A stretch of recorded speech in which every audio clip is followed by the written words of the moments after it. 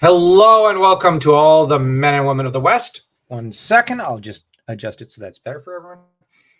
And today we're starting an event that we began last year, a month-long thing. So for anyone who was around for that event, welcome to Dragon Month, an event-filled month all about, well, one of my favorite mythological animals, dragons.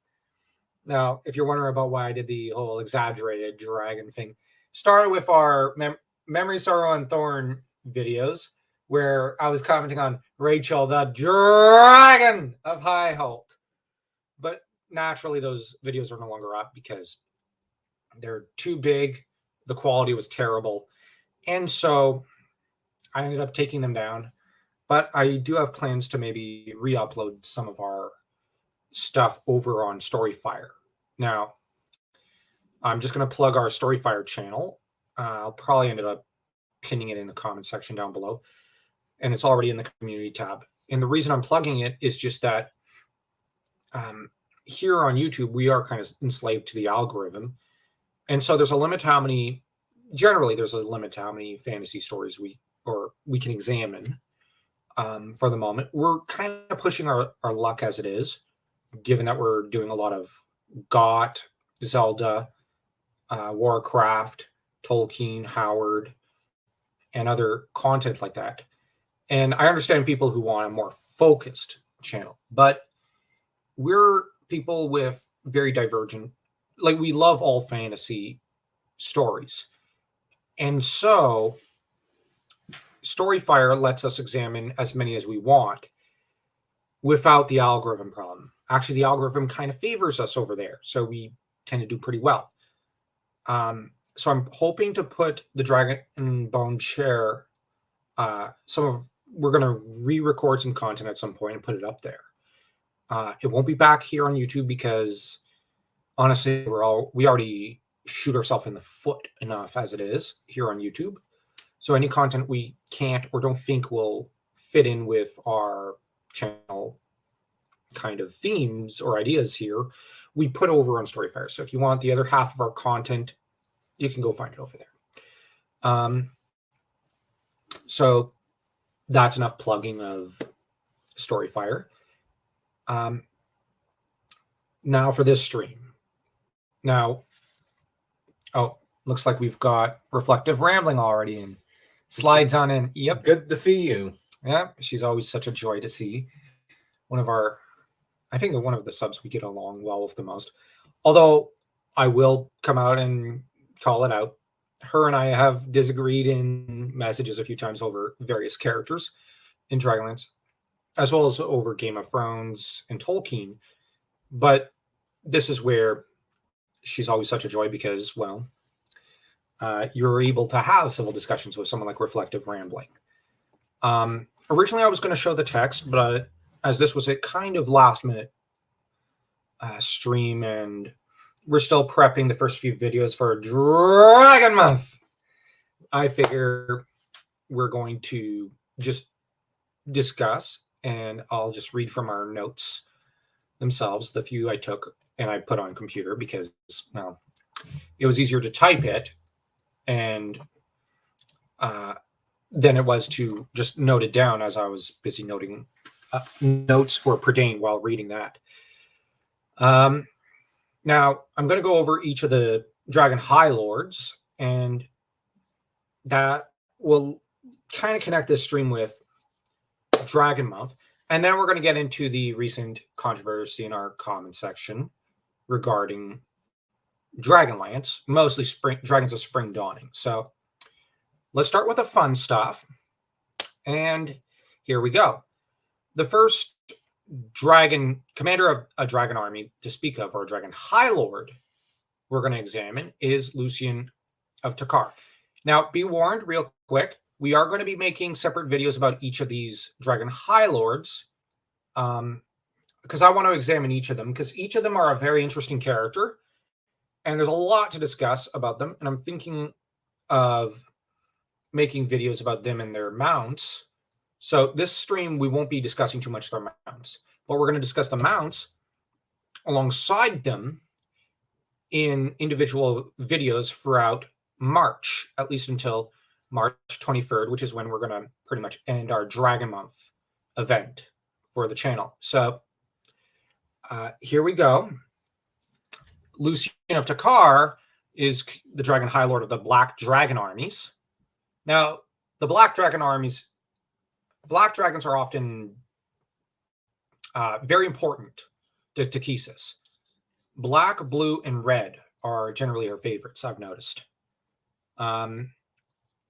White always gets the shaft for some reason, and green occasionally shines, but is often just overlooked completely by Takhisis, who really doesn't care to listen to them.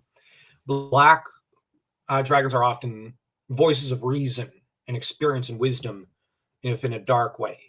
So Lucian is an experienced fighter, and sorry, I was actually out in the cold, and then we were both in a freezer having to clean it and organize it at work. So hope you guys all don't mind. I don the sweater, but no offense, Dan. I think I was out in the cold a little longer than you. Yeah, it was a bit nippy. Yeah, because we have a snowstorm outside, and I had to break some ice. That was not fun.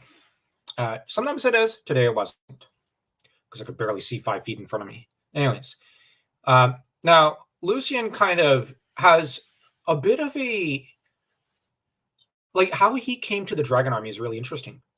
His story kind of reminds me of Terran or Link in a way. Basically, he was a mercenary and experienced fighter, sure, but he basically heard about the Dragon Armies, saw it as a ticket to power, and decided, I want to go sign up. Uncle Sam clearly wants me. And went, and he's got quite a bit of knowledge about ogres, which in Dragonlance are basically orcs. I think it was a matter that Gygax couldn't get the copyright to orcs, and he didn't really want to fight with the Tolkien estate. Who wants to? So he basically decided to name orcs ogres, which I do support that. And today, the term orc is a very dicey thing. Anyone wanting to write fantasy, I would tread very lightly with the term orc. There's so many different copyrights here. But it was also, I think, Dragonlance trying to be different. No, wait, I think Gygax did get the copyright to orcs, but I know that with Dragonlance they were trying to be different. But just in case, tread lightly with the copyright if you're writing fantasy, because a lot of companies get ruthless, and the OGL is about to change, for example. So I'm just saying, tread very lightly. Now, his knowledge about ogres basically attracted the attention of Ariakas, who figured, well, I would like to get the ogres of Blode to join on my side. So, I need a translator, and I need someone to act as my diplomat to recruit them, because they've been key warriors. Sorry, just my pencil sharpener fell over before the stream. So I'm going to need some guy to go talk to them. And Lucian was that guy. Now, he did so well, apparently, that Ariakas decided, you're a Dragon High Lord now. And it seems that I think Lucian was pretty loyal throughout the war. So in this case, you had a diplomat who was promoted. Now, Lucian's interesting because he did not actually, yes, he was a mercenary, but he was I don't think he was a commander beforehand. So you're promoting a total random factor. Now, the guy has experience with a military upbringing of sorts, so he has training, but you don't know if he's going to be a good general. And he conquers a good chunk of the eastern part of Ansalon and takes for himself Goodlund, the Goodlund Peninsula. So obviously paid off. So here you see, here's reflective rambling. Joy, and we totally disagree, but you're always so civil and lovely. Oh, thank you. Well, I'm simply trying to, Dan and I are simply trying to be as civil as you yourself are. And you know what? I communicate with quite a few people from the Indie Geek chat, as well as from others, and they're always so friendly, and all of them are civil, and I love that about In Deep Geek and others from World of Conan and Grimdark's fan bases. They're always so civil with us. If you can't listen to other people's ideas, then how are you able to really evaluate your own and grow yourself? I love that. Yeah. That's a great quote. And it is important for us to consider that. Yeah, yeah. I'm going to actually have to... Mind if I quote you, Reflective Rambling? Maybe I should... I want to kind of like share that with some family members. Not to call them out. No, actually, I think this is the sort of thing they'd love. And Like, just motivational. Yeah, it's very motivational. I want to post this on Storyfire and Twitter as well. What's this? The price is lower than any... What the... I'm confused by that. Okay. Oh, sure. Sure, absolutely. No, it's just really motivational. And yeah. The only, like, there are times one should keep a guarded mindset, I think, with stuff. And you need to hold fast to your own opinion and do what Mel Brooks did. Write down everything everyone said, then tear it up and throw it in the trash bin if they didn't come up with any good ideas. And I do agree with Mel Brooks' mindset. But on the other hand, he himself was, I think, an advocate of this sort of view that if you can't listen to other people's ideas, it's because, I think his quote was, you don't have any ideas of your own. But just because you listen to others' ideas doesn't mean you have to just forego your own ideas. But here it's, then how are you able to really evaluate your own and grow yourself? I love that. I love that. So yeah, and actually that also kind of ties in with Ariakas in a way, because he was able to listen to the ideas of Lucian of Takar, and this is how he was able to better evaluate his own plans and grow as a evil emperor and dark lord of sorts. And let's be honest, like, he took a diplomat essentially and turned him into a general. Now, the way it's done, it kind of reminds me of Cao Cao from Chinese history, or Julius Caesar, because Caesar did this a few times, as did Cao Cao. You know, you get a total rando who you don't know if you can be sure of the loyalty of exactly, but he's so talented, you just decide, okay, I'll give you one, like, Heraclean labor. Like, you've got one, here's a test. If you can pass it, you become a general. And now, in the case of Cao Cao, he also tended to promote his enemies within his ranks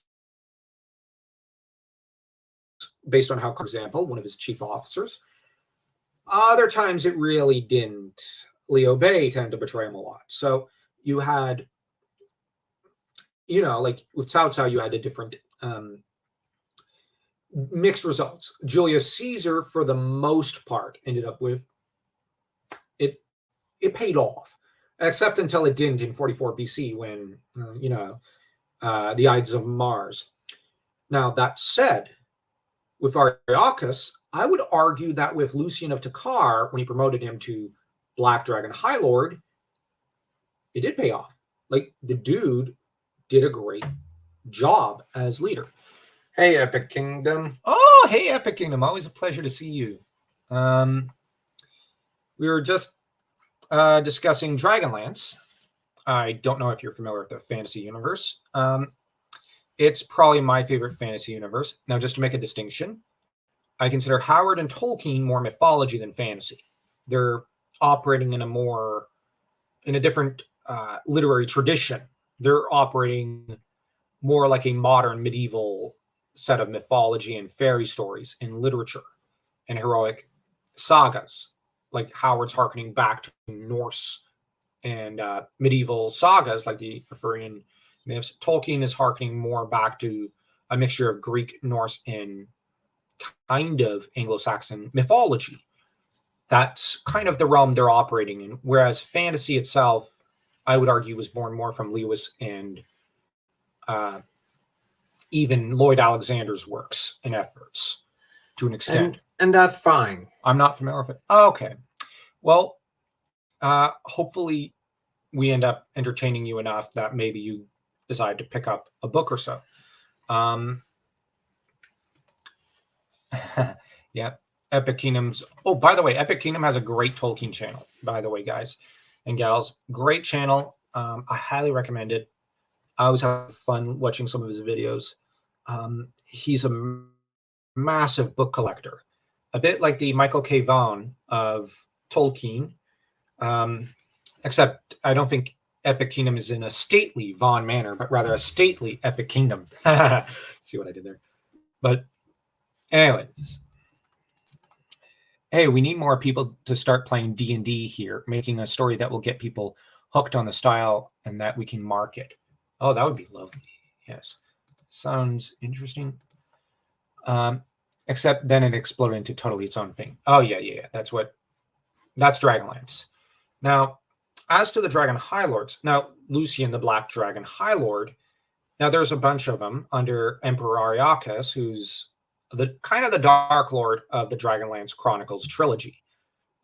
Just to fill in for some who are not familiar with Dragonlance.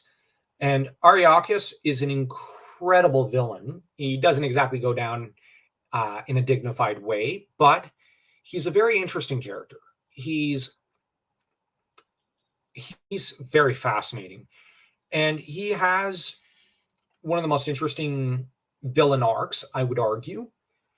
And the thing is, he operates a bit like a very evil fantasy version of the likes of probably Julius Caesar or Cao Cao from Chinese history. And what he ends up doing is he takes some of the most talented people from across the continent of Ancelon, promotes them within his own ranks. Not all of them end up loyal to him, but they're very competent individuals. Like, they are scary competent as generals, officers, clerics, mages, and whatnot. And he appoints them to the top positions and gives them a dragon to use as their mount. Of course, some of them end up bonding well with their dragon.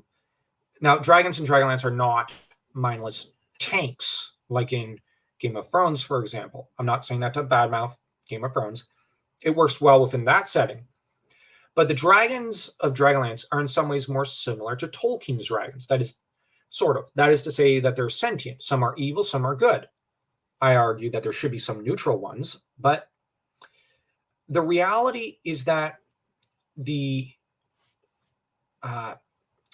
first Dragon High Lord we're examining right now is Lucian of Takar, and he comes in as a mercenary and an experienced fighter, but he ends up proposing himself as a diplomat to Ariakas, does such a great job at convincing the ogres of Blode, that is to say, basically the orcs in the Dragonlance setting.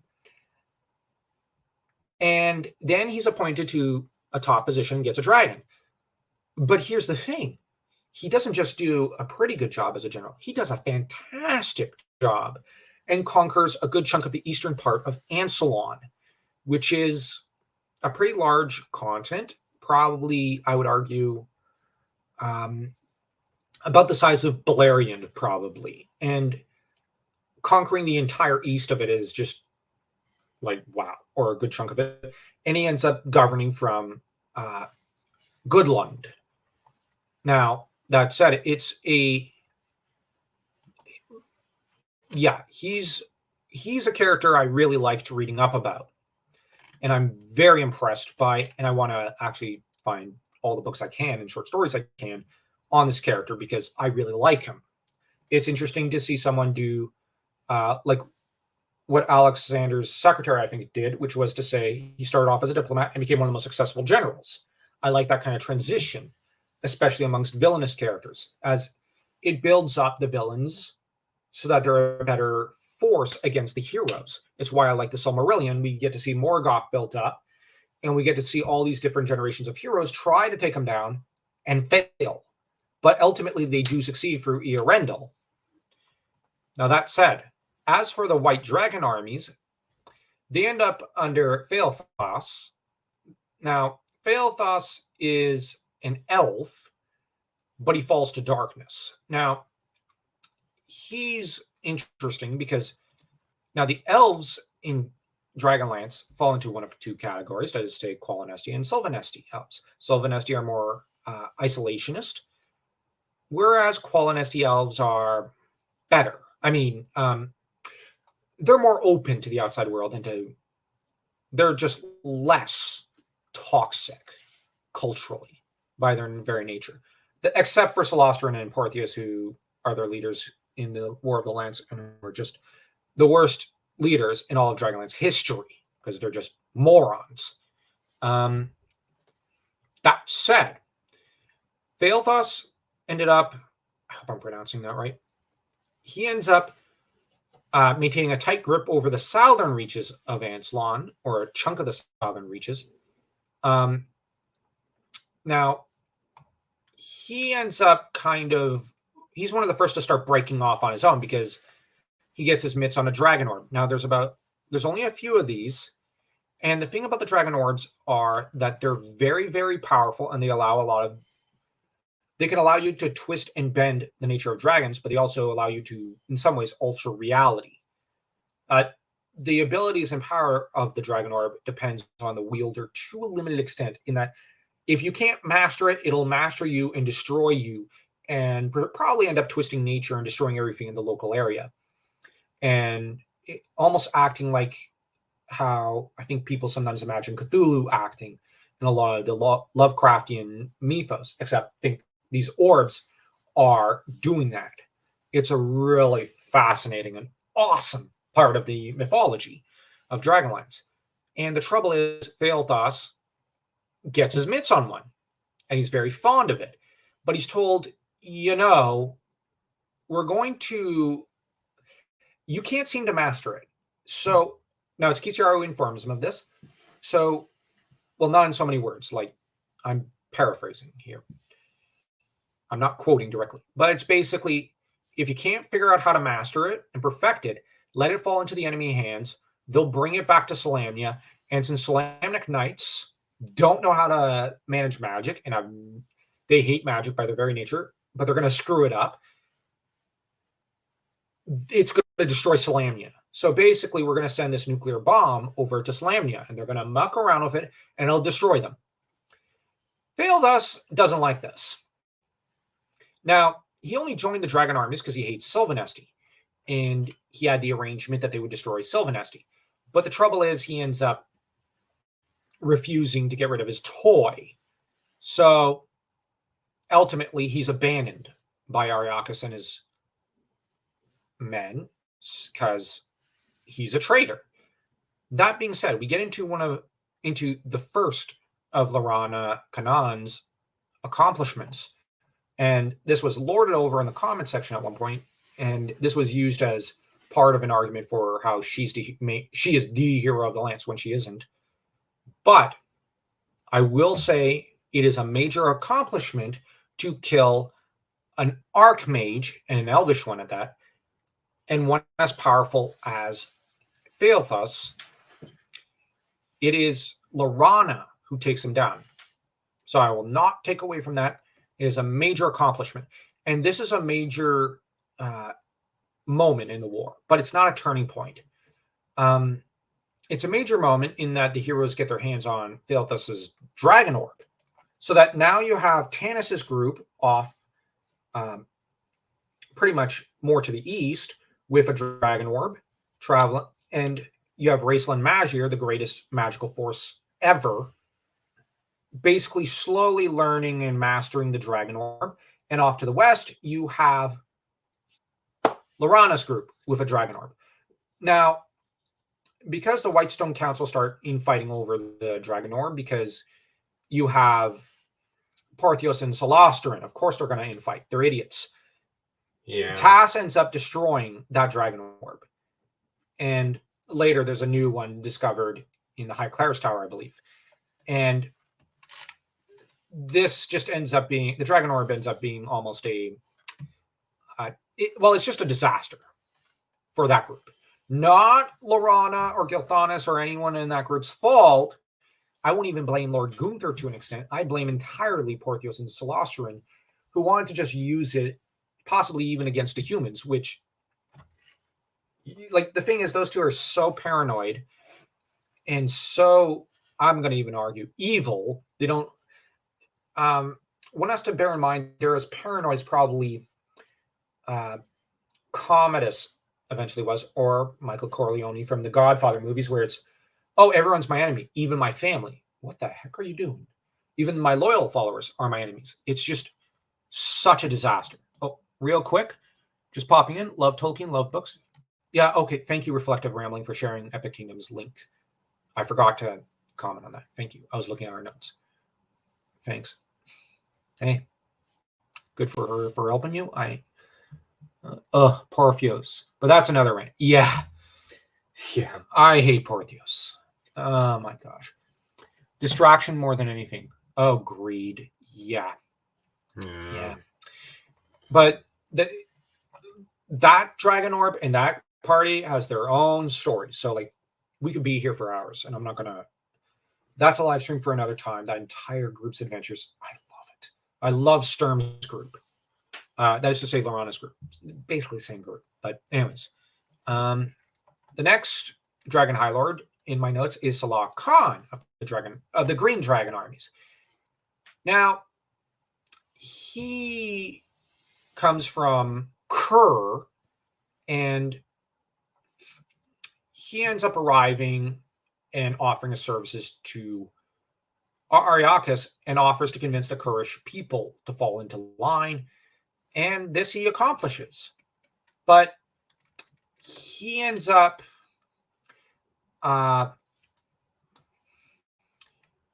he's one of the few who of the Dragon High Lords, or at least the main initial ones, who outlives the initial first part of the War of the Lance. Now, I tend to divide the War of the Lance between the events of the Chronicles and Lost Chronicles as well. Like, like that's basically part one. Part two, I'd argue, is the Legends trilogy.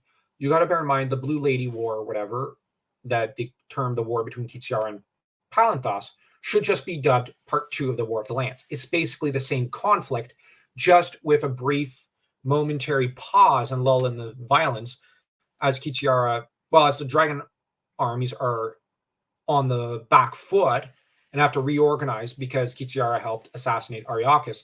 A disastrous move, and then she has to consolidate her power. But then she leads a reckless assault on, and you have the various Dragon High Lords who start getting picked off and falling. Anyways, Salah Khan ends up, he ends up falling due to freedom fighters after he takes over.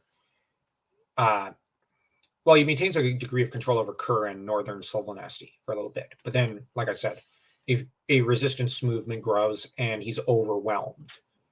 And the Red Armies, the Red Armies, which I'm looking at in my notes,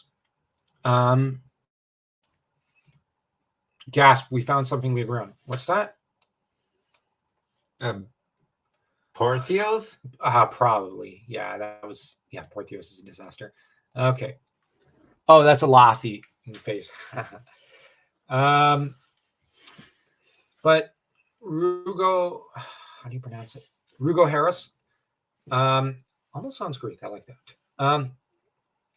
Now, Ariakas originally was, he's the first Dragon High Lord. But the thing with Ariakas is that he ends up kind of semi-divorcing. Now, he has a red dragon, I believe.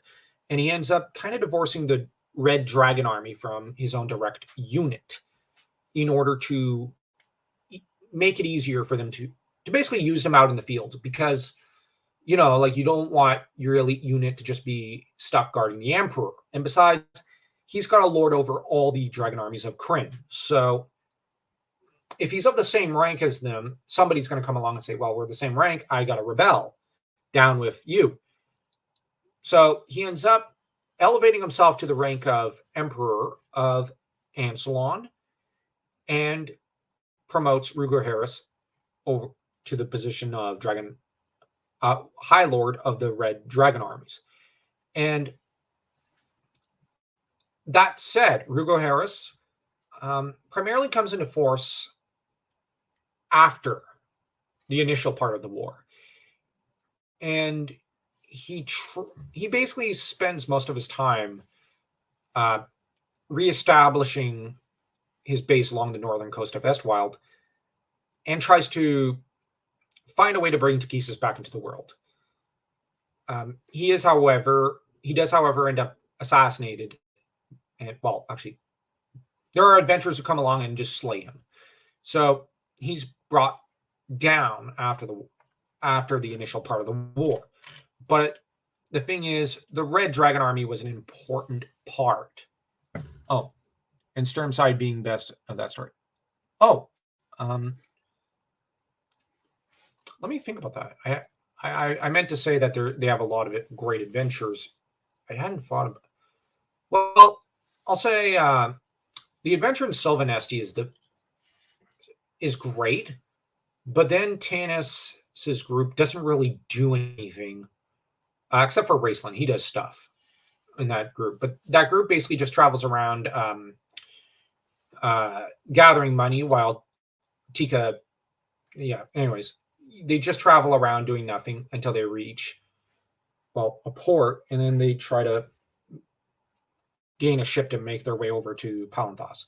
It's not till probably almost the middle of Spring Dawning that they actually do something. And that's frustrating for me. Now, I do like Sturm's group. They're the ones getting all the fun adventures. Like you said, reflective rambling. But that said, that's not to say I dislike the other group. I love the other group, but I just wish that they got to defeat Dragon High Lord along the way as well. Because Sturm's group got to face off against two of them. One was Phaelthas, the other was Kitiara. Whereas Tanis's group doesn't do anything till the end. So, but as for the last Dragon High Lord, or High Lady, we should say, I loved Raceland in the part. He almost seems happy. Yeah, he's almost happy, but mostly because he's spending his evenings studying the Dragon Orb and the rest of the day just entertaining people and people being awed by his magic tricks. They're distracted from his gold skin by his magic tricks, so that for once he doesn't have to deal with people being horrified or disgusted by him. And yeah, he's content, but I still think they should have totally given that group a great adventure, maybe a Dragon High Lord to take down. Maybe give them for a foe, maybe Lucian of Takar. I don't know. Give them something. But that being said, Kitiara is the last Dragon High Lord we have to discuss, or High Lady, I should say. In some ways, she's the cleverest. She is. She's the most resourceful. She's also the least disciplined, I would argue, because the thing about Kitiara is that she has no real military upbringing or training. Now, she has training as a solo fighter and mercenary, which kudos to her. She's entirely self-taught for the most part. But where she's undisciplined is that she never liked answering to anyone. And she never had a mentor, really, who took her under his wing and taught her to sword fight, because she was never apprenticed to Flint, for example. This is why Caramon Magier, Sturm Brightblade, and Tanis Half-Elven are such better fighters. They had Flint along with other sword instructors along the way. And Kitiara did not. But what she had more than in spades was resourcefulness and wit and cunning. Kitiara has no honor. Everyone knows it, but nobody ever knows how she's going to strike at them. So this leaves people afraid and paranoid and unable to predict where she's going to hit from. That's part of the greatness of Kitiara. Now, where I'm going to argue is that she is actually a really brilliant tactician. I will argue that she's a terrible strategist, but a brilliant tactician. She can win battles, but not win wars. And the reason is that she basically has ADHD. She's too busy betraying people and then trying to find a new lover. And then she ends up so distracted by her newest hobby, or by whichever guy's entertaining her, or by conquest of this region or that region that she forgets the overall strategy and the game plan. Now, she's focused on capturing Barum. She's focused on trying to take down Laurana. Well, not even Laurana. She's supposed to be taking down the Salamnic Knights, but she ends up distracted by the search for Barum. She ends up going to some rando port town to just find herself some lovers. And she's basically doing nothing for a chunk of the war, leaving the actual fighting with Salamnia to her subordinates while she entertains herself. She's a very fickle person. That's fair. While I appreciate the lesser, quieter roles and adventures, if you're selling a group as adventure heroes, defeating someone of that level would have been kind of key. Yeah. That said, I will argue Waze and Hickman did write a great trilogy. She's not your typical soldier. No, she isn't. She hasn't been a part of the military culture, which brings her a different perspective, but also makes her more abrasive to those in the establishment. Yes, but it's also why, as a general, she kind of fails. She lacks the self-discipline of someone who has had to work their way up through the ranks. That said, where she succeeds is in thinking outside the box. So she's got some of the strengths and some of the weaknesses of this sort of thing. Now, the problem is that the Salamnic Knights are disorganized at first. And she has a distinct advantage. And she also has dragons.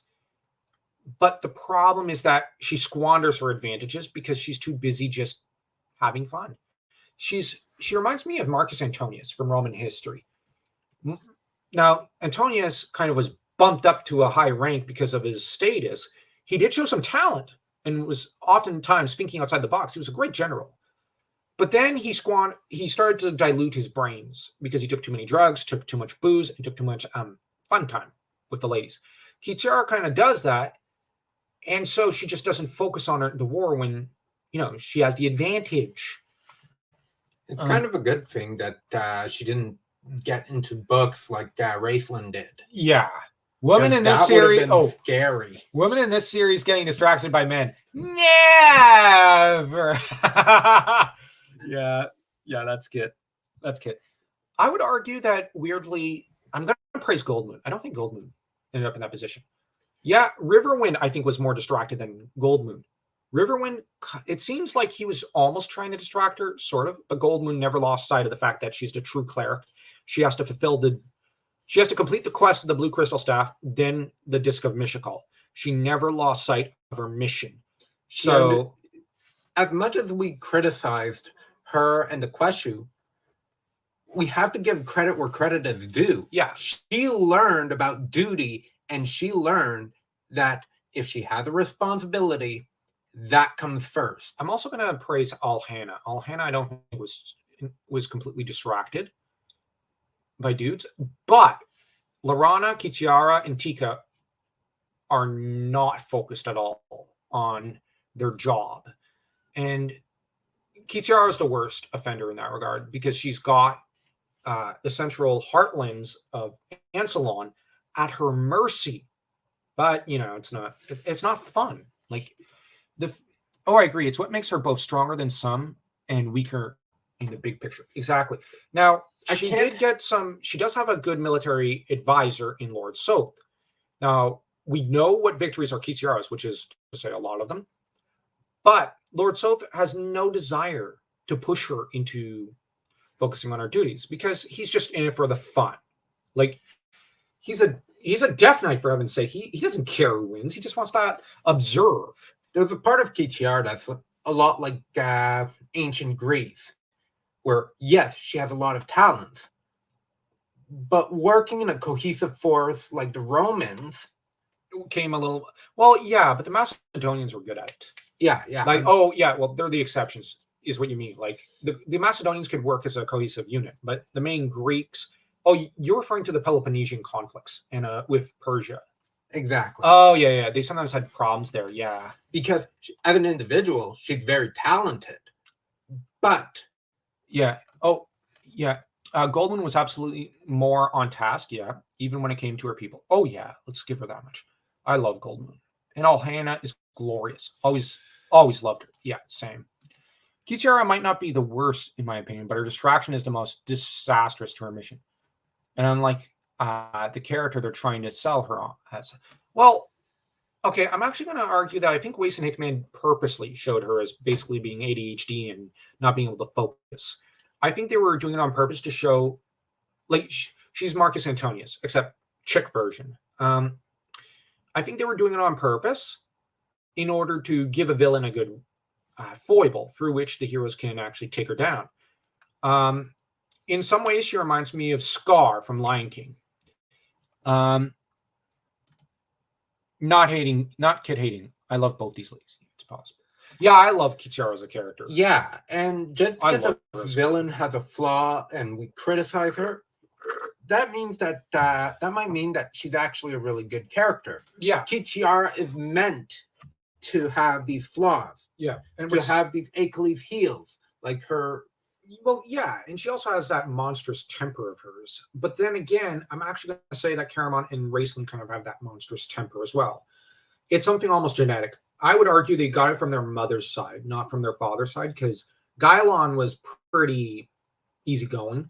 I know Kitiara's dad was a major mercenary guy and probably did have a temper, but I'd argue that in a way, like there's a similarity between the three in regards to their temper. So that's a factor. Ariakis, for his part, has a monstrous temper, but that's not his big flaw. His flaw, I would argue, is both arrogance and his lustful side. Now, Kitiara, it's more that even if it's not her lust, she'll get distracted by something. She'll seek a distraction. And she's easily distracted. Like, she has a short attention span. And that's problematic for a general. You should not have that. But on the other hand, when she does focus on a problem, she's able to problem solve like that. She's just, I love Kitiara as a villain. She's so brilliant.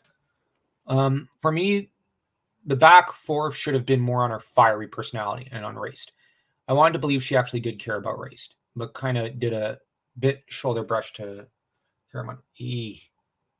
Well, I don't think she deep down cared about Raceland and Caramon. She saw it as, no, in the Brothers in Arms book, she's relieved that they're fine, that they're coming along, but she sees it as, well, I did my job towards them. I fulfilled my filial duty. I'm done, which I like that side of her character. She sees it as, I did have an obligation. I fulfilled it. Now we're square. And that's interesting. I don't think deep down she cared about the two. I think she came to actually despise them. But I like that progression from kind of not caring to hatred. Also not hating. I think what Weiss and Hickman accomplished in this series, particularly for the time and state of the fantasy industry at the time, is slow clap. Oh yeah, what they accomplished was brilliant. I still love this series. I consider now, if you consider, I'm gonna just real quick say, if you consider the Raceland trilogy, that is to say, Soulforged, Brothers in Arms, Brothers Magier, Dragons of Autumn Twilight, Dragons of Dwarven Depths, Dragons of Winter Night, Dragons of High Lord Skies, Dragons of the Hourglass Mage, Dragons of Spring Dawning, Time of the Twins, War of the Twins, Test of the Twins as one big story about the War of the Lance and its immediate prequel story, like its immediate, the events leading up to it, and during it, I would argue it's one of the greatest fantasy epics of all times. There's almost nothing to compare with this scope, with the majesty, with the beauty of this. Now, this is just such a great tale. Would like to and believe different. I live half in my head canon, half in reality with many things. I get that. Yeah. But that said, we do have to give Kitiara credit. Though she left most of the war to her subordinates, the subordinates she did choose ended up pressing the Solamnic Knights to the very breaking point. So in that regard, if you don't have the attention span to actually fight in the war for a good chunk of it, choose someone who does, which she did. She had a bad attention span, and she loved her indulgence. Yes, and she knew who to trust with certain duties. What she also did was make sure to protect herself with a Death Knight, because no one would go after her after she has a Death Knight right next to her. What is more is that She also has one of the most lethal dragons, Sky. It cannot be stressed enough how powerful and dangerous Sky is. Almost no other dragon wants to mess with Sky. And the thing is, except for Cyan Bloodbane, the most powerful dragon, I think almost ever in the entire Dragonlance mythos. I love Cyan Bloodbane as a villain.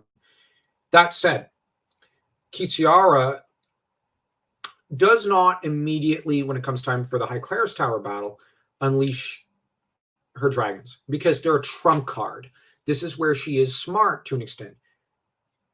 But the problem is she delayed entering the field for so long.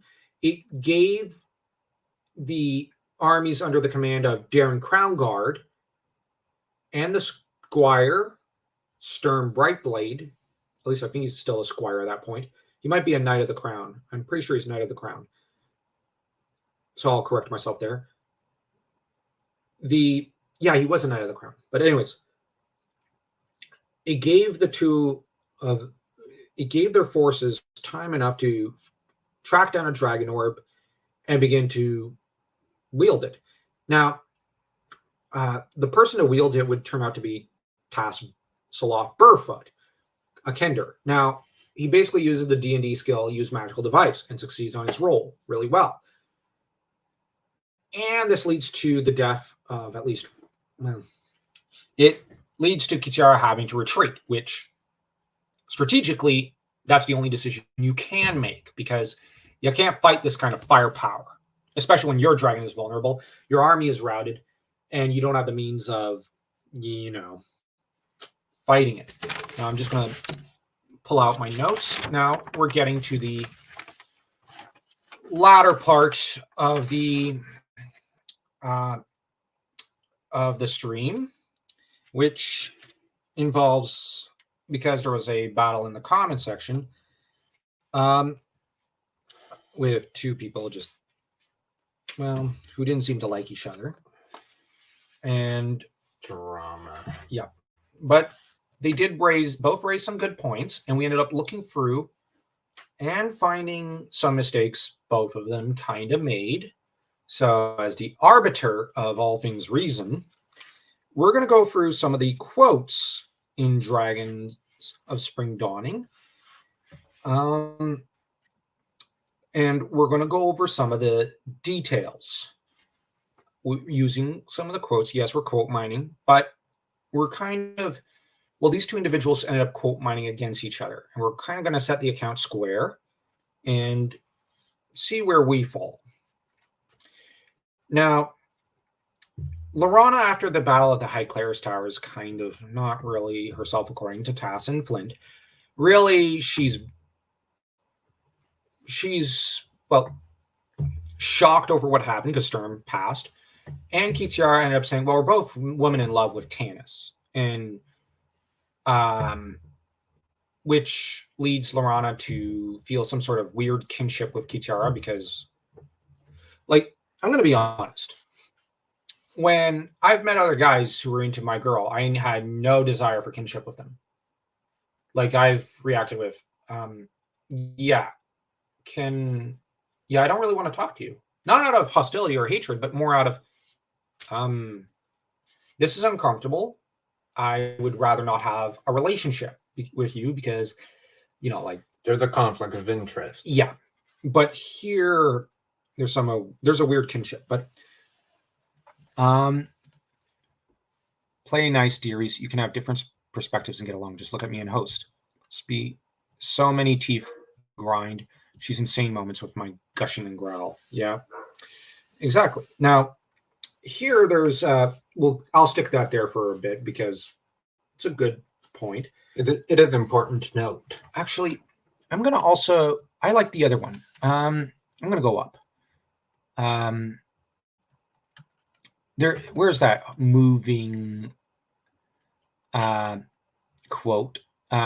Here it is. Reflective rambling. I'm gonna stick this one back up. I really like this one. Anyways, you have Flint who comments on and Tas who are commenting on what happened. They're playing a role from Greek theater, which is to say they are commenting as the audience upon what is going on in the story. This was an important role in Greek theater. I think Euripides in particular using it. Anyways, she's still not over Sturm's death. It's only been a week. Now, that's Taz. Flint replies with, it's not just that. It had something to do with that meeting she had with Kitiara up on the wall of the High Clares Tower. It was something Kitiara did or said. Blast her. I never did trust her, even in the old days. It didn't surprise me to see her in the getup of a Dragon High Lord. Now, right there, that shows Flint never trusted her. Now, we know for a fact Raistlin and Caramon never trusted Kitiara.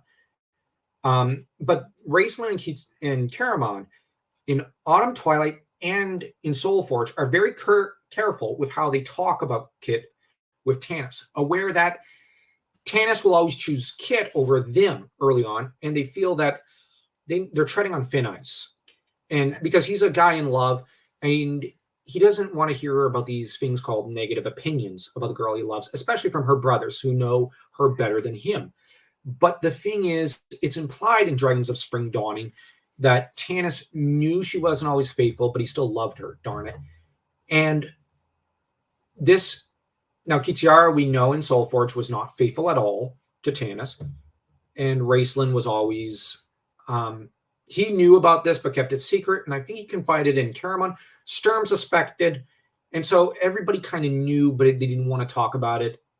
It wasn't something they wanted to discuss. And it's interesting that Flint, who hates and said we should kill Raistlin, essentially tolerates Raistlin's presence amongst the heroes. Yeah. But essentially said, I never trusted Kitiara, which does imply that he'd trust Raistlin before her. Well, yeah, to an extent, no. But on the other hand, yeah, she also tries to kill her brother in Soulforge by planting evidence and basically trying to convince Caramon to abandon Raistlin to die because she fears Raistlin's power.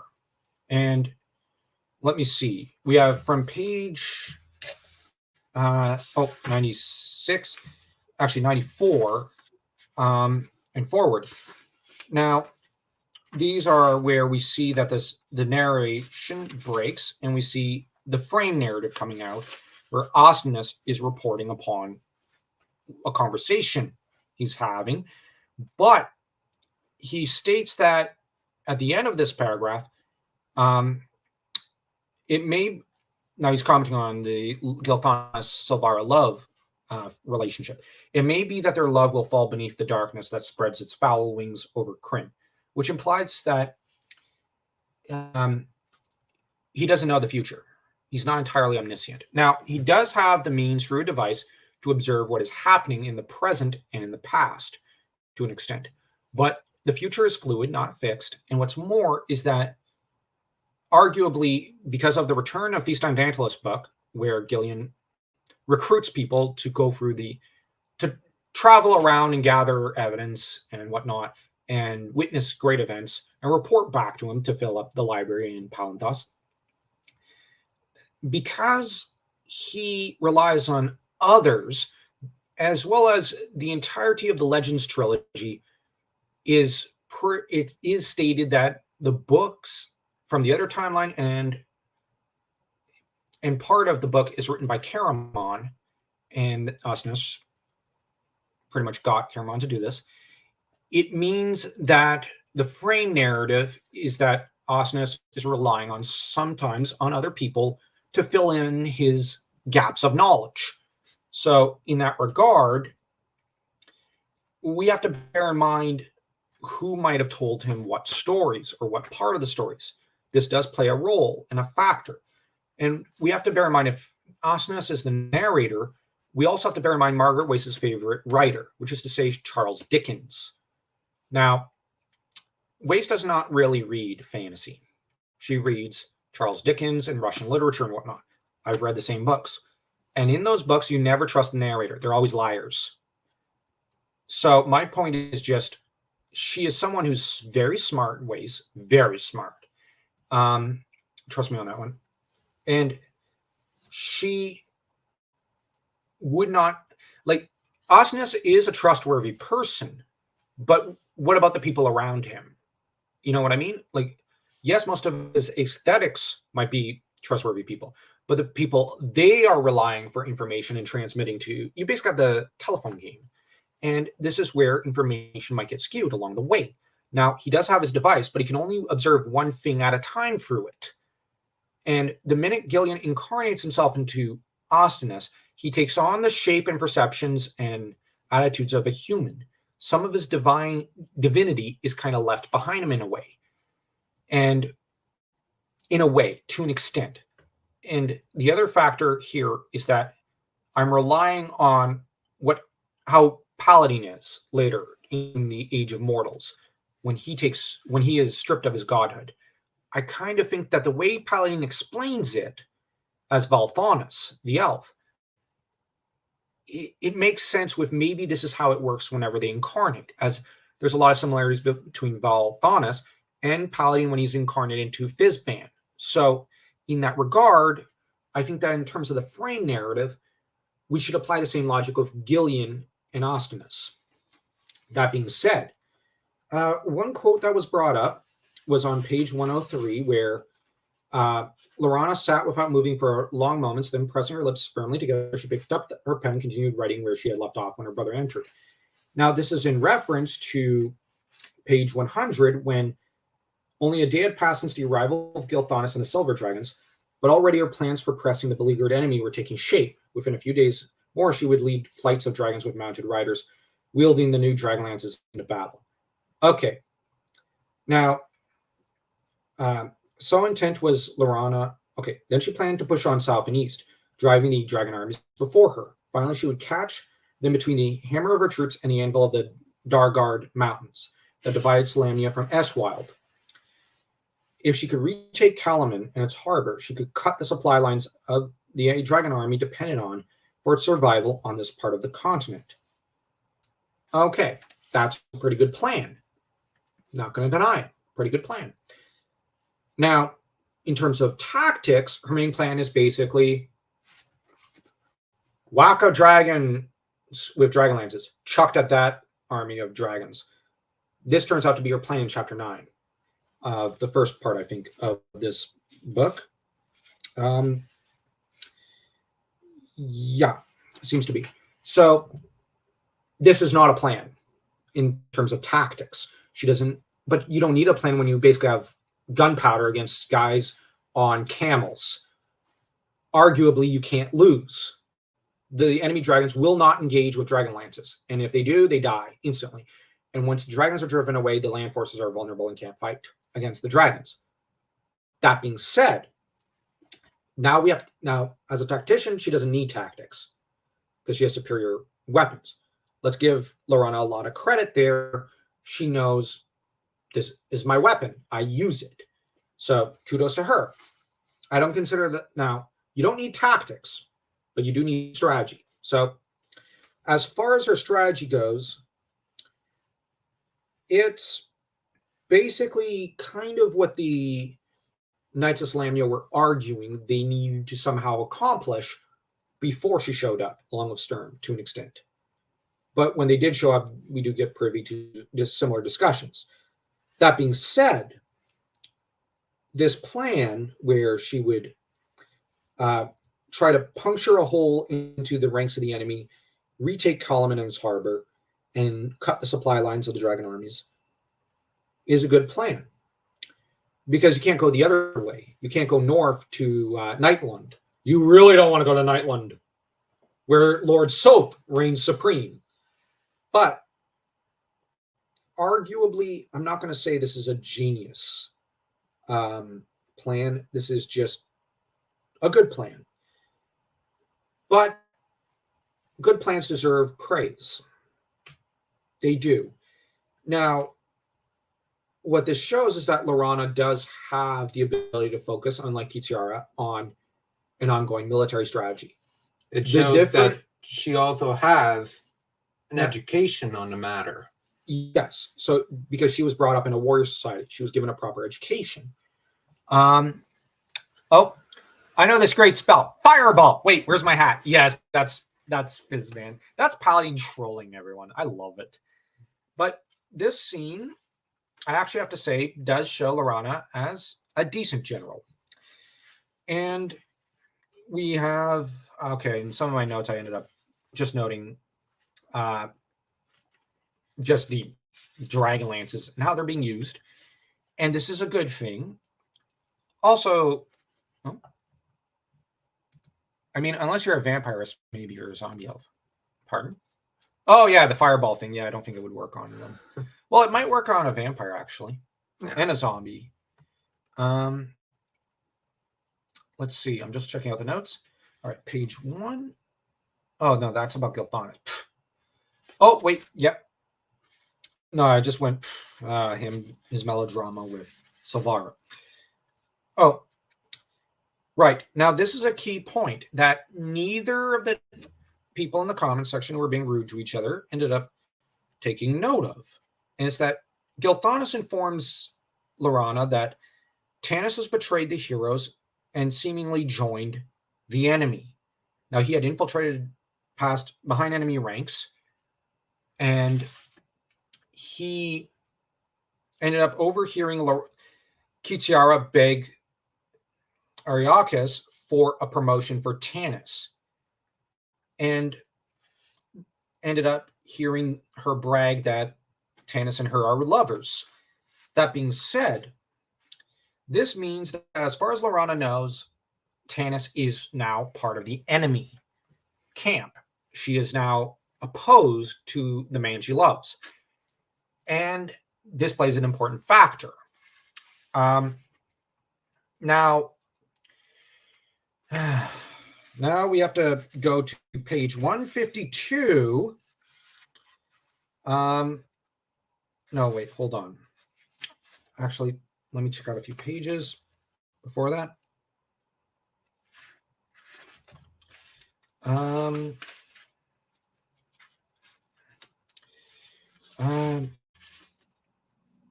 I'm just looking to check something out. Or wait. Oh, page 128. My mistake. I should have looked at the top of the notes, not at the bottom. Whoopsies. Just to show my clumsy moment. Now, you have a message sent via a Draconian who delivers it to Cass, who ends up bringing it to Laurana. And it reads, Tanis Half-Elven received a wound in the Battle of Vingard Keep, one of the battles Laurana led and did a great job in. So, kudos to her. Although at first he believed it was slight, it has worsened so that he is past even the help of the Dark Clerics. I ordered that he be brought to Dargard Keep, where I could care for him. Tanis knows the gravity of his injury. He asks that he be allowed to be with you when he dies, that he may explain matters to you and so rest with an easy spirit. I make you this offer. You have as your captive my officer Beccaris, who was captured near Vingard Keep. I will exchange Tanis Half-Elven for Beccaris. The exchange will take place at dawn tomorrow in a grove of trees beyond the city walls. Bring Beccaris with you if you're mistrustful. You may also bring Tanis's friends, Flint Fireforge and Tasseloff Burfo, but no one else. The bearer of this note waits outside the city gate. Meet him tomorrow at sunrise. If he deems all is well, he will escort you to the half-elf. If not, you will never see Tanis alive. Now, Kitiara, bear in mind, at the end of Dragons of Winter Night, her and Sky killed Sturm. So already this is someone who killed Sturm. This is someone Flint has repeatedly said, she's a liar, I don't trust her. So we have Flint and Tass. Now, they are mentors to Laurana. Remember that. They're her mentors right now. They are the mentor characters. As far as Laurana is concerned, Flint is Mr. Miyagi, and he is telling her, I never trusted her.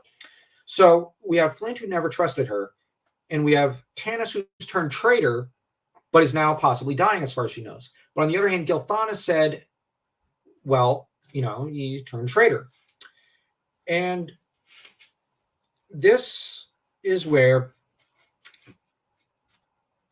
page 152 takes place. And we have, now, that being said, Laurana lets it slip to Baccharis. No, wait, Flint lets it slip to Baccharis that Tanis is the one they're exchanging him for. The moment where Laurana loses every brain cell and character growth. I repeat, I say this as a Laurana fan. Yeah, she does. Yeah, Now, and this is essentially the moment that makes me doubt her every word. now, well, I wouldn't go that far, but oh, you mean about a lot of her accomplishments as a general? Well, I still wouldn't go that far. I wouldn't. Well, let's read this part and see how we feel afterwards. As neither side seemed to quote this, and yet let's quote mine and read directly from the book. Let's see. Let me just, let's skip through 152. Oh, wait, no, wait. Now, technically, Baccharis is their prisoner, but then Gakind, Kitiara's agent, asks, are they carrying any other weapons? His eyes on Flint's battle axe. No, Laurana answered sharply. Search them. You have my word of honor, and here's the thing. She allows Baccharis to basically grope her for weapons, and search them. And this just, yeah. Flint and Tass aren't happy, and Laurana snaps at them. And this is just, yeah. Now, they start following Gakin. Now you have Gakin. Get moving, Gakin ordered Laurana, ignoring Baccharis. Head for that grove of trees, keep hidden, and don't try alerting the guard. I'm a magic user, and my spells are deadly. The Dark Lady said to bring you safely, General. I have no instructions regarding your two friends.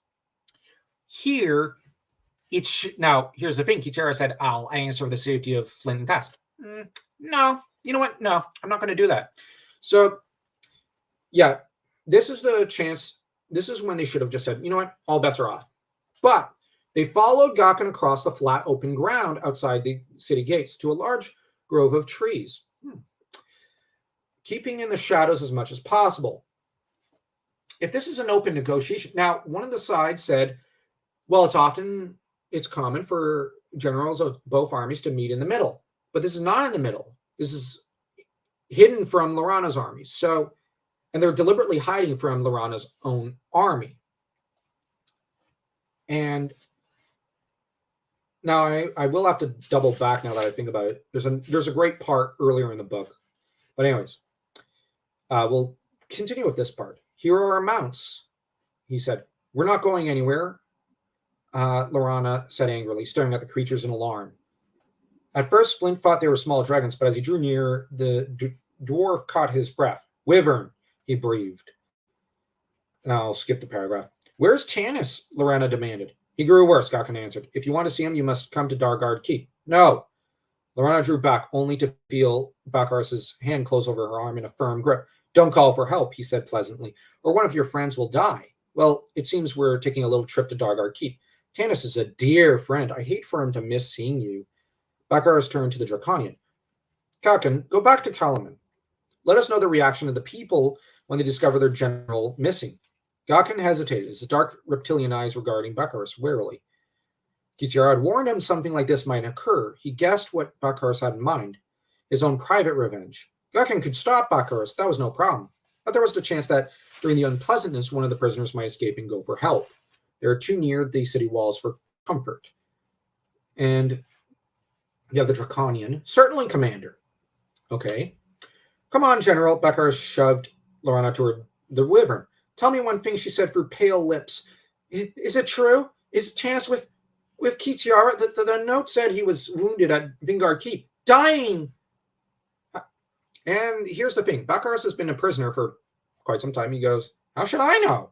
I've been locked in your stinking prison. But I find it difficult to believe he'd be wounded. Kit never allowed him near a fight. The only battles he wages are those of love. He makes some good points here. And basically, with her favorites, Kitiara's not going to let them too close to the danger. So, yeah.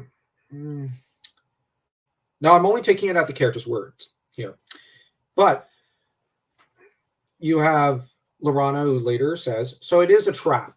Laurana said softly, looking around at Dace. Tanis isn't dying. He's not even there. I've been a fool.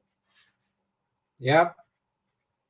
Now you actually have Laurana. Now Flint says, say the word, Laurana, said stubbornly. We'll fight.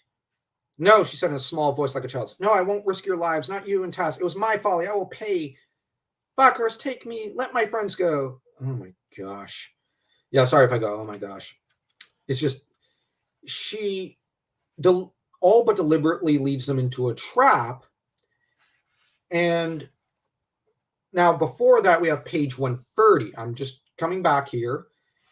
And now Laurana ends up saying, now she explains her reasons for why she trusts Kitiara, which was mentioned as a big deal and as Laurana making a lot of good points by one of the two individuals in the comment section. And here she says, I never told you, she murmured in a voice barely audible. I couldn't. I kept hoping. Kitiara said she'd left Tanis in some place called Flotsam to look after things while she was gone. She didn't leave him in Jetsam, that's for sure. Hope everyone likes the Little Mermaid reference. I love that movie. Anyways, liar, said Tass promptly. No, Laurana shook her head. When she says we are two women who understand each other, she's right. She wasn't lying. She was telling the truth. I know. And at the tower, she mentioned the dream. Do you remember the dream? Yeah, this is the Dragon Orb dream. So, yeah, okay. We'll say that's almost a mark in favor. But we got to bear in mind, you have Tass who points out, no, wait, it's Flint who says, now wait a minute. You said yourself you saw your own death in the dream right after Sturm's, and you didn't die. And nothing hacked up Sturm's body either. You have Tass who says, I haven't died yet, like I did in the dream. So they're picking out the flaws in her logic. And you have Laurana who points out he loves her. I'm going. I'll exchange Bacchus. Flint says, Laurana, wait a minute. Flint, if Tanis received a message saying you were dying, what would he do? That's not the point, Flint mumbled. If he had to go into the abyss itself, past 1,000 dragons, he'd come to you. Perhaps and perhaps not, said Flint gruffly. Not if he was leader of an army. Not if he had responsibilities, people depending on him. He'd know, I'd understand. Actually, yeah, Tanis would not choose to... He would not choose Flint in that situation. Tanis actually made, as a leader, made good decisions, and his responsibilities came first. This is why he tolerated Raistlin for so long, because even though he hated Raistlin, he would not allow Flint or Sturm to harm Raistlin because he understood the overall big picture. Tanis is a guy who thinks about the big picture. This is why he's such a great leader. I love Tanis. And in the situation Laurana presents, Tanis would ironically not do that. And it might sound weird, but if he was in Laurana's position and Laurana had been in his, I think he'd actually choose the army over Laurana. Yes, the boys, my babies. Okay. I'm confused here. But now, what ends up happening is she's told, maybe you should ask someone's advice. I'm not discussing anything. I'm the general. It's my decision. Yeah. Now, Flint had previously said, let's discuss with your brother and the lords down below. Now he says, maybe you should ask someone's advice. Now, here's the difference between Laurana and Tanis as a leader. Tanis says, I need counselors, I need advisors, I need Raistlin, Sturm, Riverwind, Goldmoon, Caramon. Like, I need to consult with people when making big decisions sometimes, because maybe I don't know everything and I may not be able to make the best decision in the given situation. This is part of why Tanis is such a great leader. I'll keep singing that to the high heavens. But where Laurana's not a good leader is that she's a general. Now, she's a good general, but she's one who thinks she has all the answers. She knows better than everyone else. She's smarter than everyone else. She's better than everyone else. And so she's not going to follow outside counsel. Flotsam and Jetsam, Ursula Agony. Yes.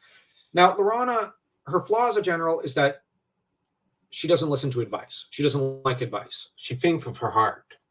Well, yeah, I guess, but she is capable of thinking with her head. One of her strengths is that she doesn't listen to bad advice. One of her flaw is that she doesn't listen to good advice. So as a general, she's rather like Zhuge Liang in some ways from Chinese history, and even arguably, if you want to mention what I consider a slightly better general, is maybe to an extent, um, maybe Sanada Yukimura. He didn't really like a lot of the counselors he was given, so he didn't listen to their advice. But he knew better than them in his situation during the Battle of Osaka. So, but his counsel ended up disregarded, sadly. But anyways, Laurana ends up saying, Flint tells her, Laurana, there's a protocol that must be followed in prisoner exchange. You're right. You are the general, and you must know how important this is. You were in your father's court long enough. I am no longer in my father's court, Laurana flashed, and to the abyss with protocol. Yeah, she reverts to being, for lack of a better term, the same spoiled princess she was when Tanis rejected her. A general cannot be petulant. Yeah. And I like this flaw. But on the other hand, it basically leads to her surrendering to the enemy. Now, this is where it gets interesting in the narrative. And this is something I do like what Weiss and Hickman do here. Now, that said, Flint apologizes to her and immediately succumbs to her and decides to follow her lead. But there's another line of hers where, let me see. Now, here's the thing. Flint and Tass don't believe in this message. Now, I remember there was a part about responsibility and how Laurana was tired of responsibility. But I can't find the page number. Oh, wait. Hold on. You said earlier that Kit has battle know-how, not long view. It's possible that Laurana was supposed to act as the opposite. More look at big picture, fails in moment. Yeah, that might be it. Yeah, that might be it. And again, this incident wipes clean all the character development as an individual for me. And then she's supposed to toggle back just like that. Yeah, that's true. And that displays an aspect of the frame narrative. We've got a large group of liars that is hard to tell who is telling the story. Yeah, and who to trust in the story.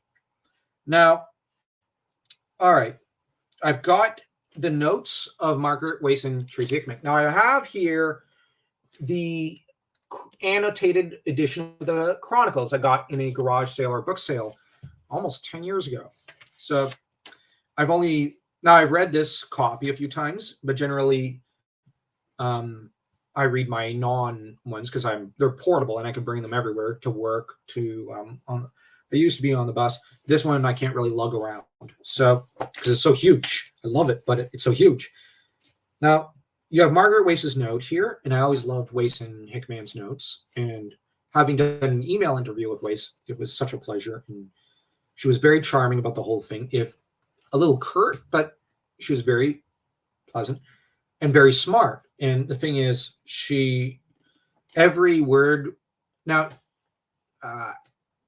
in a way, Weiss is a bit like Cull from the Howardian universe in that she weighs every word before she types it or says it. She's very smart, but she doesn't say things carelessly. Okay, I'll take that. Yeah, you can have my copy, Reflective Rambling. Anyways,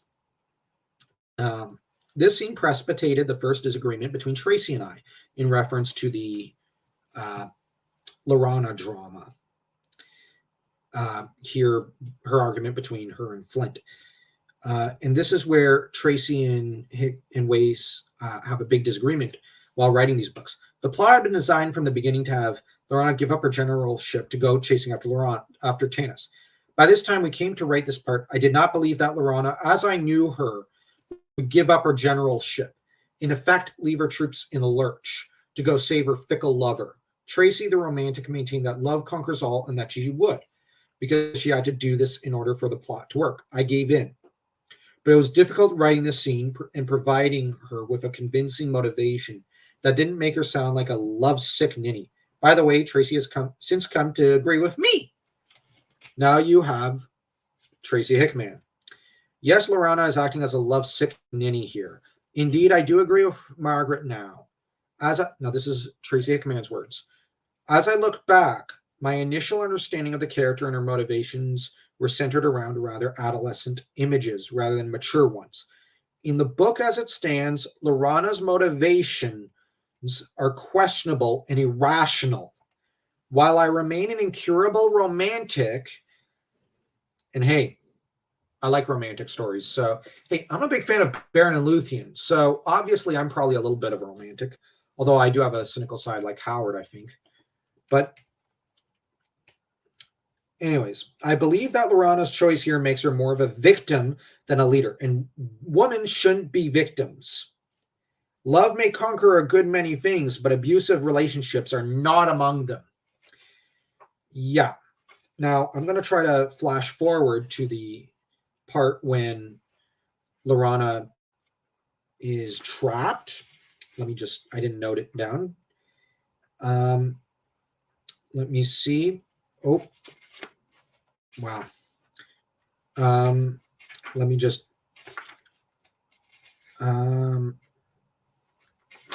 let's see. Oh, too forward.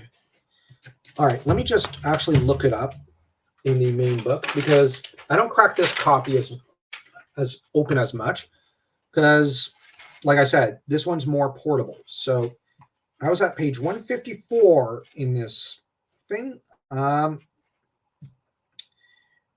Okay, so we're looking at 154, which 128. Now the problem is this is a much larger book.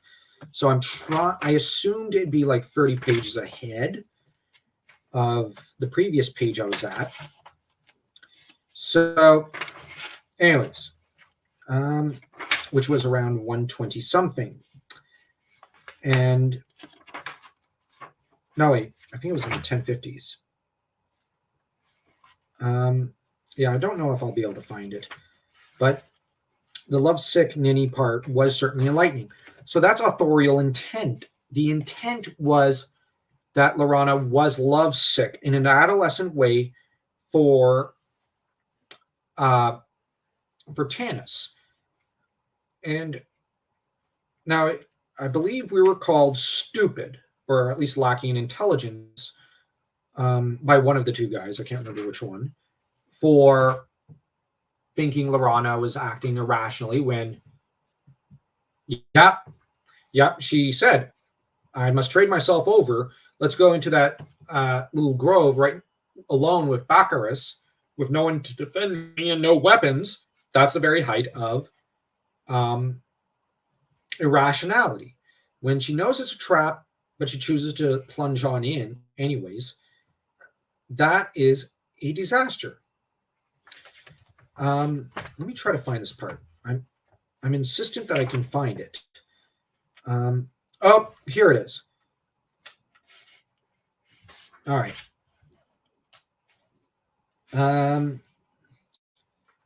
All right.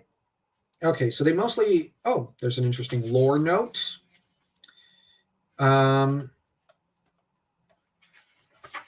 Let's see.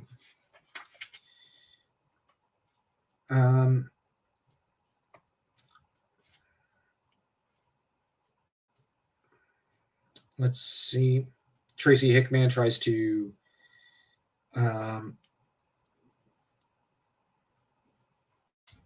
okay. Yeah, they make a few jokes. Yeah, and that said, Lord Soth does come to the rescue for Laurana. Otherwise, she would have been violated by Baccharis, which, when you have another villain rescuing you in the plot, that's, I never much, like when the villain does that kind of rescue, I never much liked it in any story. Because to me, it's like, why would the villain rescue you? He's the bad guy. He has no motivation to do so. Now, that said, Lord Soth and Kitiara do need a do need Laurana to be a virgin to sacrifice her to Takhisis. But that being said, I still think that I prefer it when it is heroes who save damsels and dudes in distress. That said, this sort of mistake that Laurana made, and it is a big mistake, a huge one, it is a stupid one, I'm even going to venture to say, is one that I will actually praise Martin and even Howard to an extent. They would never reward Laurana for it, for making this sort of dumb mistake. Martin would actually proceed with the violation. Howard would probably have Conan come to the rescue, which Conan could because he's Conan. He's great. His Cull stories may not see Laurana saved from this fate, but Cull would avenge her lost honor. So that's one difference between the two. Same with Solomon Kane. He didn't avenge the honor later. I think that's how it would work. But Martin would actually proceed with this plot point. I'm not saying I agree with it, but I do understand why Martin would punish the character for making the most irrational decision in all of Dragonlance history. This is the most irrational decision. She chose to trust Baccarus and Kitiara. Baccarus made it clear he wanted to violate her time and again. Kitiara, everybody's telling her, don't trust her, don't trust her, don't trust her. Laurana trusting her is the stupidest decision, I would argue, in Dragonlance history. And if you disagree, that's fine. I just find it such a weird decision. And the fact that you have, okay, they have an interesting note about Baccarus. But anyways, there's even a few like Michael Williams who participate and make notes. So it's not just Weiss and Hickman. But the thing is, there's also how the Death Knight was invented. Anyways, yeah. The thing is, you have here the most irrational decision in Dragonlance history. Now,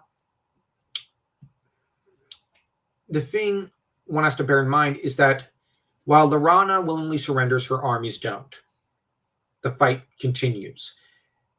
Now, her mistake does lead to a tremendous victory over the dragon armies, as Tanis, Caramon, and Raceland come to the rescue and lead the forces of good to victory, sort of, in probably the greatest fantasy equivalent of a commando Black Ops operation ever. But the attempt to rescue Laurana would have been botched without Raceland. Kitiara kind of helps, foolishly thinking, well, I want to be on top. But the problem is, when Ariakas dies, the dragon armies are broken. Ariakas was the glue keeping it together. He was the overall strategist. He was the leader. So long as he was around, all the dragon high lords would follow. But the moment Ariakas died, all unity was broken. All heck broke loose. They all started infighting. This is the nature of evil in Dragonlance, and it's possibly the nature of evil in real life. They might have a unifying glue for a while, but if, let's say, that figure passes, you'll probably get a lot of infighting between the lower ranks until they could select a new leader. This has happened time and again in real history. And that said, Kitiara wanted that top dog position. In a way, she kind of helped the heroes. But that said, Tanis wanted to try and make a kill at Ariakas. It would not have worked with the power of the Crown of Power, I think it is, or whatever crown that Ariakas has on his brow. The trouble is that as powerful as his protective spells were, there's someone even more powerful looming about it. Now, this is where Raceland proves himself the hero of the lance. And I'll get to my argument for why he is the hero of the lance in a minute. Raceland betrays Takhisis by letting, I think it's Bertram or Barum? I think it's Barum. Yeah, I know. Barum. Barum ends up plunging onto the pillar which houses his sister's spirit, in which he tore out the green gem that's now embedded in his chest so many centuries ago. And Barum ends up plunging onto it, at last being allowed to pass away, cross over. Great thing. Sorry, Dan, for spoiling this part of the story. But Yeah, that's fine. But after that, Takesis is properly sealed. So a portion of Ariakis' powers are gone. Raceland then dispatches a good chunk of the rest himself, blasting at it from the shadows, thus allowing Tanis to gut Ariakis, who passes away in a moment that's actually rather reminiscent, now that I think about it, to Palpatine's death in Episode 6. It's a pretty good moment. Good nod on Weiss and Hickman's part. I love them for that. I love these two. Sorry, they're two of my favorite fantasy authors for a reason. But anyways, Raceland thus saves the day, destroys Ariakis, and then takes out the dragon orb. And we have to bear in mind, Cyan Bloodbane could turn the tide. So long as he's running around, there's no way Tanis and his friends could survive. What Raceland does is he grabs his dragon orb and pulls Cyan Bloodbane. Like on the chessboard, he takes him off the chessboard because he doesn't want Cyan Bloodbane going after them. And he enslaves Bloodbane, thus removing Bloodbane's ability to cause destruction and mayhem. In that regard, Raceland does a great job of, well, destroying the ace in the hole that the forces of darkness have. That is to say, the most powerful living dragon in Ansalon, and possibly in Krynn, possibly in history. So you have Cyan Bloodbane removed, the one force that could turn the tide of battle that the dragon lances had helped them to begin to turn. So the tide does not turn against good, or I should say light. That said, Raceland then removes himself from the battlefield. This after he slaughtered a good chunk of the Black Robes, as well as caused the Black Robes to flee. So the Black Robes are no longer associated with the dragon armies. Now, he also saved the Order of Sorcery from Lord Soth when Kitiara and Soth and Ariakis schemed to have them disposed of, alongside Takesis. This is in Dragons of the Hourglass Mage. So he saved them from Lord Soth. He saved the world from Ariakis. And ultimately, he broke the back of the dragon armies. So, that in mind, as the mission or quest that Caramon and Tanis took upon themselves would have ended in disastrous failure, and Kitiara probably would have been executed as well, and Laurana would have been sacrificed to Takesis, were it not for Raceland Magier. And we have to bear in mind, the Legends trilogy is all about redeeming Raceland. So, in that regard, we also have to look at accomplishments and what threats are looming on the horizon. So, real quick, we have Ariakis, Kitiara, and Fista and Dantalus. There are three major threats. And for a more Smaug-like threat, you have the Lady of the City that the Brothers Magier story takes place in, the Lich Lady. So the Lich Lady is taken down by Raceland. If she had allied with Ariakis, arguably, in my opinion, be akin to Smaug allying with, well, Sauron. And this would have turned the tide of the entire battle. Or the war, I should say. Because she was so beautiful, she could seduce anyone. Now, that said, Raceland would not let himself get seduced, instead destroyed her. So, that's one major threat taken out. Let's not underestimate it. She had a half-god on the ropes. That's no easy feat, and Bast is not a weakling. He's incredibly powerful. So, she had someone more powerful than a dragon on the ropes.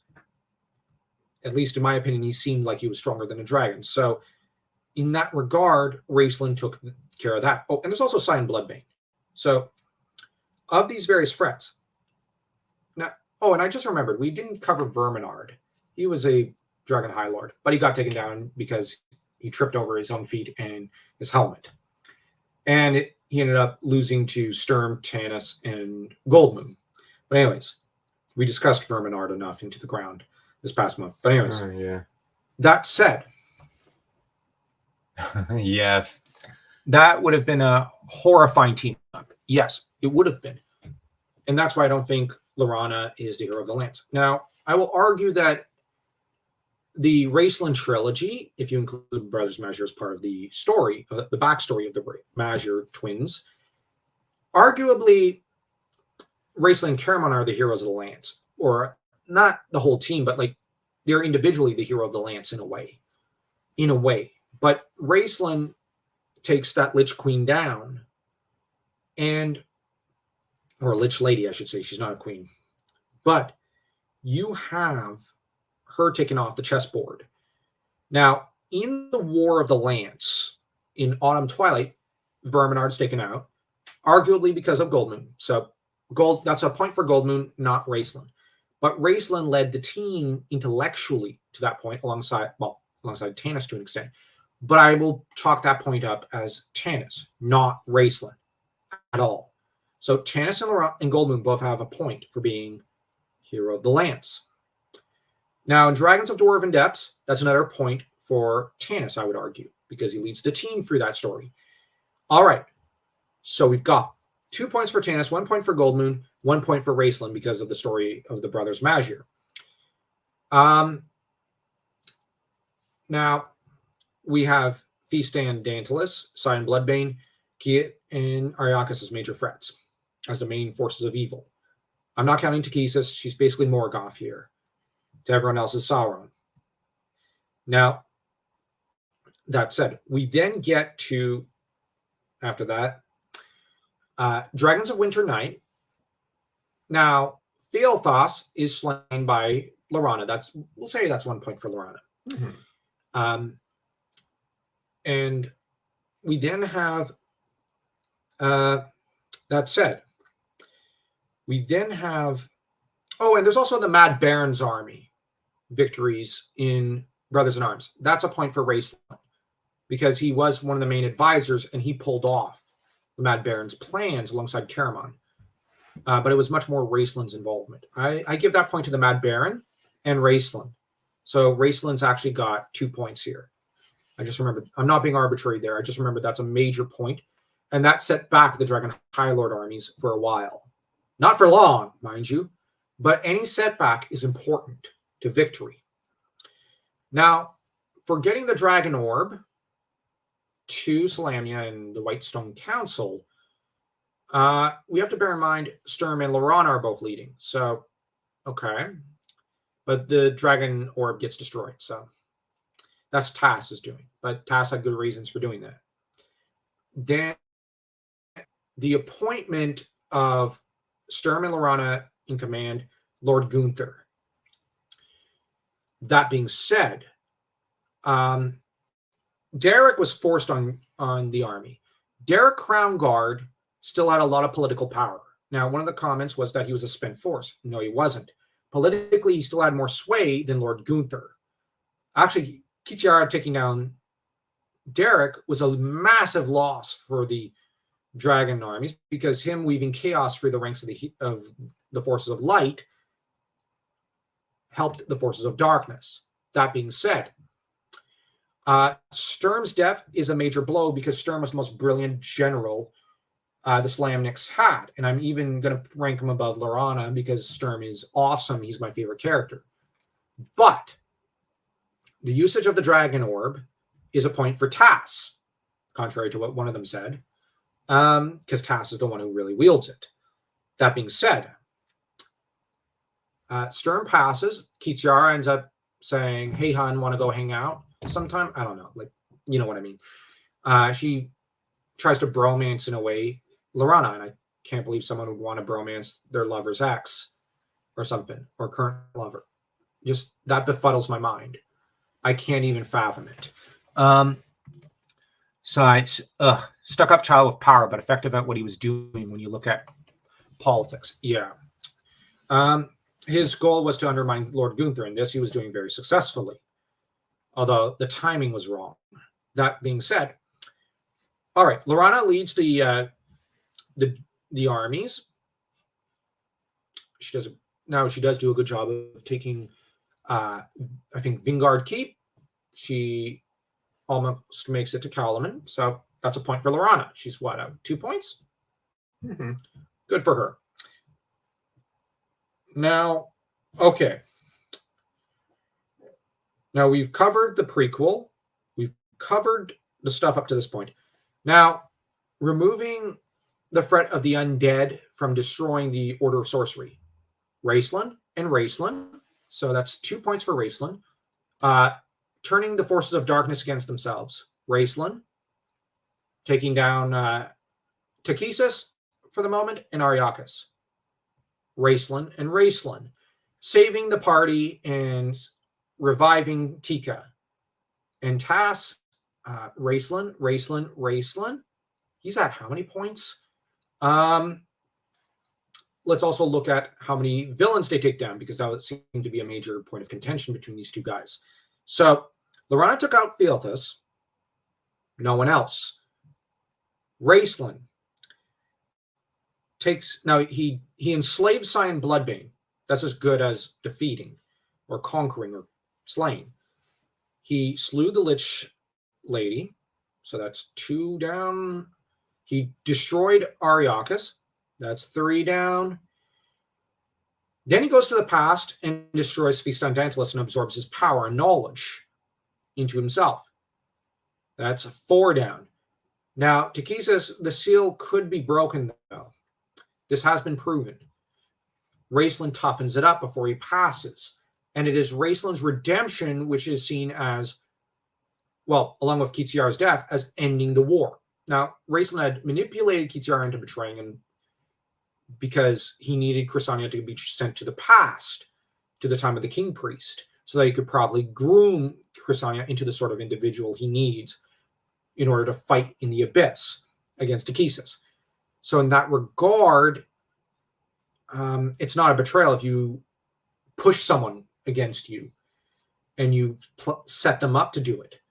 That being said, Kitiara and Dalamar fight. Kitiara gets mortally wounded and passes. But the culminating moment is, if we were to compare it to Star Wars, which Dragonlance is basically comparable to Star Wars, except fantasy, in terms of scope and beauty and majesty and whatnot. What is the culminating moment in Star Wars? The redemption of Anakin Skywalker. So what is the comparable moment for Dragonlance? The redemption of Raceland Magier. Now, who is the hero with prequels and originals put together? Kind of Anakin Skywalker. It's his story. So if you take the prequels and the sequel stories and put them all together, it is Raceland's story. That being said, if you just look at Dragons of Autumn Twilight, Winter Night, Spring Dawning, it is the story of Tanis Half-Elven, Laurana Kanan, Raceland Magier, Caramon Magier, and Kitiara Uf-Matar. It is these 5 characters' story. These are the 5 characters who are the heroes of the Lance, and villainess of the Lance, if you include Kitiara. Now, if you look at the overall, the 4 trilogies put together, and you call it the Saga of the War of the Lance, I'm just saying, like, as a larger title for all of this, or at least a classical period of Dragonlance, the main character comes out being Raceland Magier. It is his life story. It is him, how he rises to being a great hero, to how he falls, and then from there, his redemption thanks to his brother and the woman he loves, Chrysania. It is heck, to an extent, if you want to look at it as someone being the Luke Skywalker, it is Chrysania, because it is her love that moves Raceland into redeeming himself, her and Bubu to an extent, and even Caramon. But it is really Raceland who's the hero of the Lance, because he takes out the most important villains that nobody else could take out. He helps take down Kitiara. No one else could manipulate her quite so well. He takes out Ariakas single-handedly. Yeah, Tanis kind of helps, but if Raceland hadn't done it, Tanis could not have harmed him. He takes out Cyan Bloodbane from the battlefield, and he takes out the Lich Lady when no one else could. And I could say something very inappropriate about Kitiara's motivation solutions, but I'll keep it clean. Yeah. and there's something else that Raistlin actually does. Setting up Kitiara the way he did, he also removed Lord Soph from. Well, sort of, but sort of not. Lord South is still an active force. Arguably, no, he didn't take him out. I'd argue you haven't. Once you read up to that point, in you'll see that I'm not trying to patronize you. I just mean you'll see that he's still active. And in the sequel era,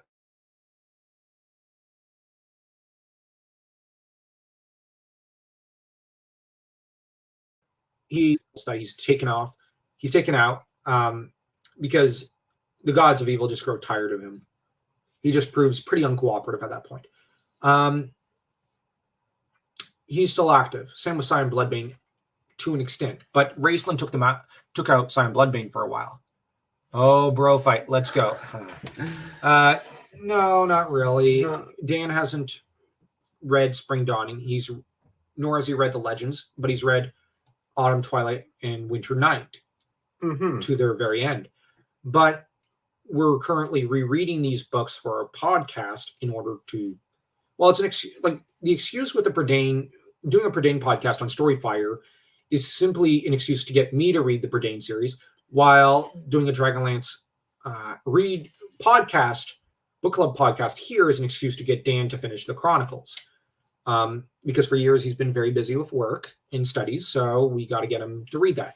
And in turn, doing the Conan book club podcast is an excuse to get Conan. Oh, dang. Well, thanks for coming into this, Dave. Yeah, no problem. Yeah, I think she's pleased that you're reading Dragonlance. I'll just my bookmark over there. What I'm enjoying about Dragonlance is that in Krynn, this is a series of real events in Krynn, but they're being chronicled by the entire party, which, as Joe mentioned, they're a bunch of liars. Well, a lot of them are. Yeah.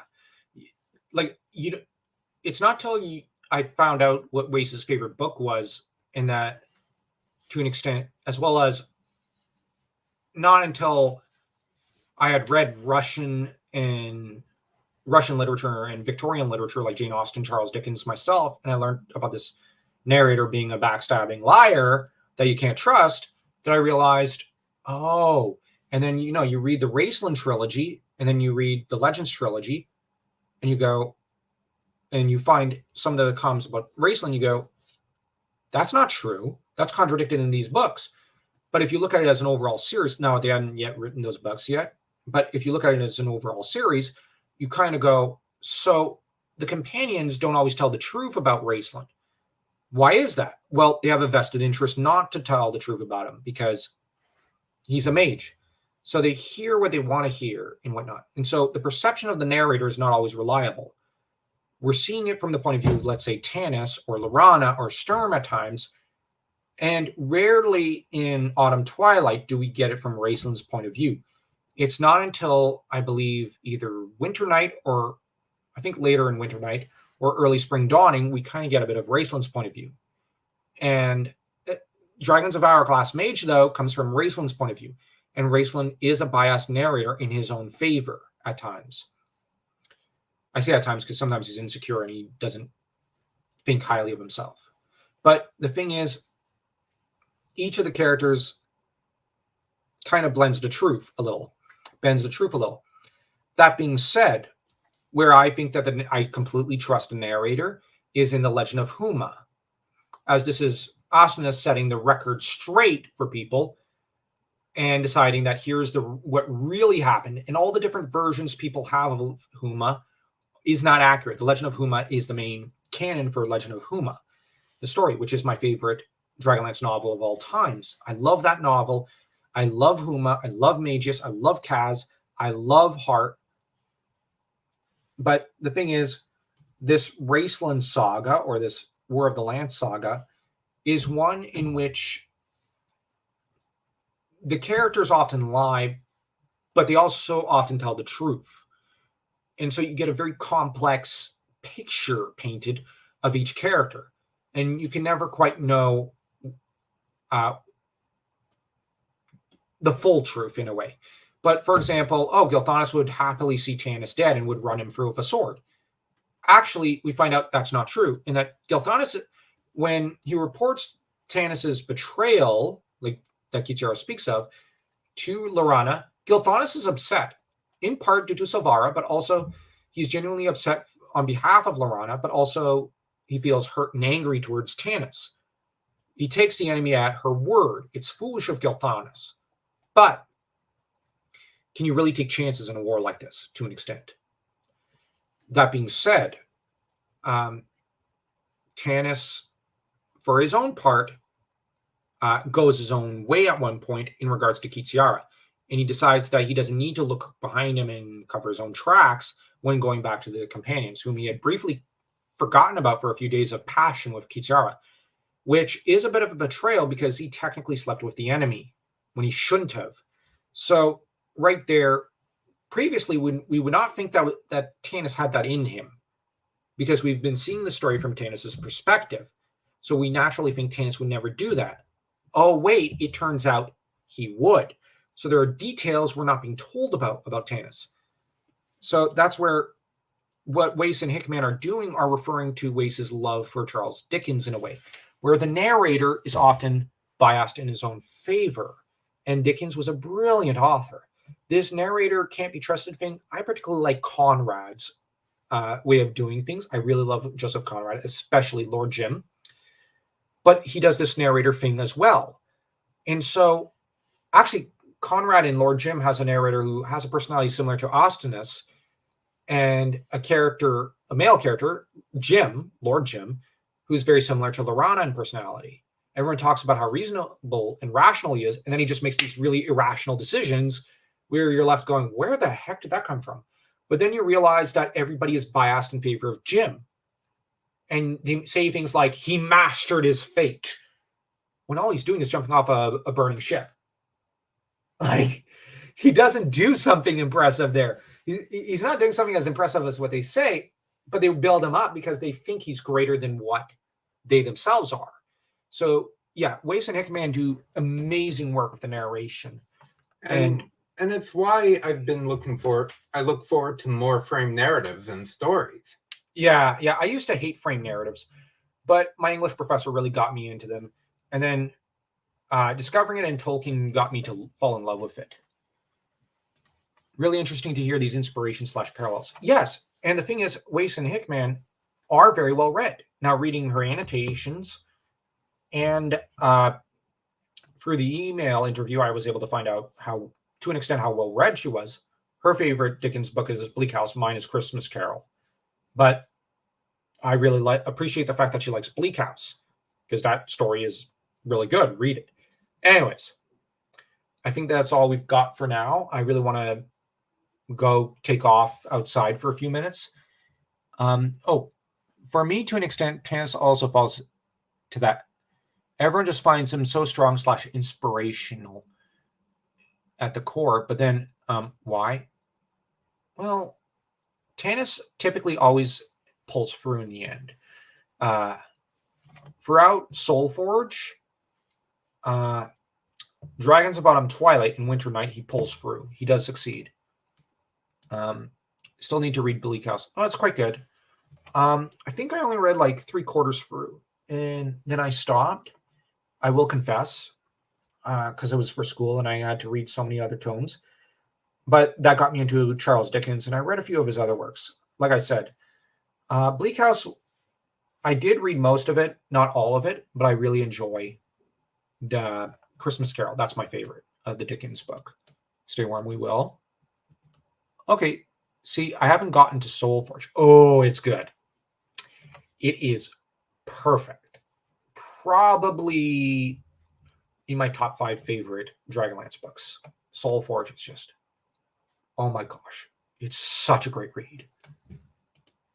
Yeah, pulls through, but I feel like it's plot armor type pull through. No, I don't think so. I think Tanis does have his brains and his good leadership moments.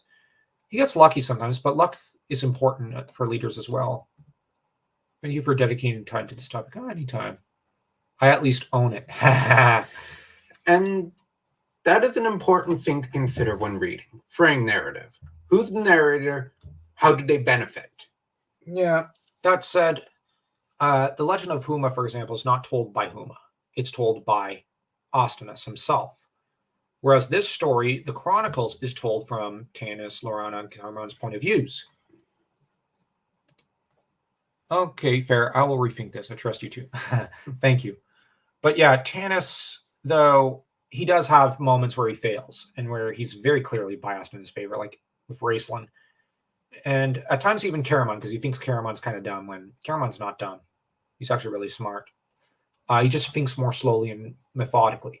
There are times when Tanis thinks Sturm a bit foolish, when Sturm's not entirely foolish. And he oftentimes thinks Flint's absolutely right on topics when Flint clearly isn't. So you have moments when Tanis is irrational to the extreme and hot-blooded. But there are times when Tanis is just reliable and pulls through. And sometimes he calls himself out for his own mistakes. Yeah. And how he has a bit of a blind spot in many ways for Gelthanis. For Gelthanis, Flint, and Laurana at times. But Gelthanis, he also is convinced Gelthanis wants to kill him. When that's completely irrational, Gelthanis doesn't want to do that. Gelthanis even likes him and loves him in his own way. I admit he's capable and he calls himself out. It's just others don't. Yeah, I agree on that one. They should. I think I'm just tainted by how he treats Raced and how Laurana loses her senses around him.